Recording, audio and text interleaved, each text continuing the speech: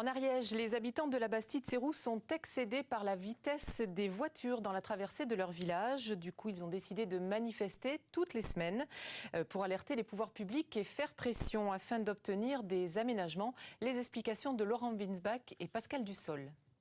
Tracts, affiches, les parents d'élèves préparent leur deuxième action depuis la rentrée. Tous les vendredis, ils ont décidé de manifester pour demander une sécurisation de la départementale 117, une ancienne nationale très fréquentée qui relie Biarritz à Perpignan.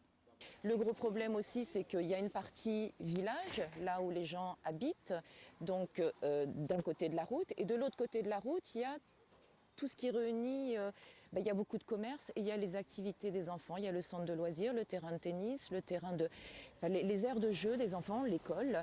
Donc cette route, elle est tout le temps traversée et en même temps, tout le temps, des voitures qui passent, des camions qui passent et souvent très vite.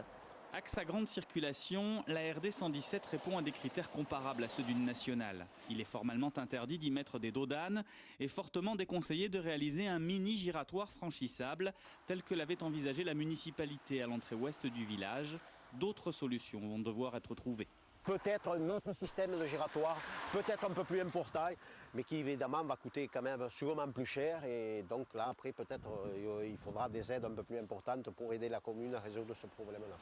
Autre possibilité, un plateau traversant qui surélève la chaussée et casse la vitesse, ou un feu tricolore dit intelligent comme celui-ci, déjà en service sur un autre axe non loin de la Bastide-Sérou.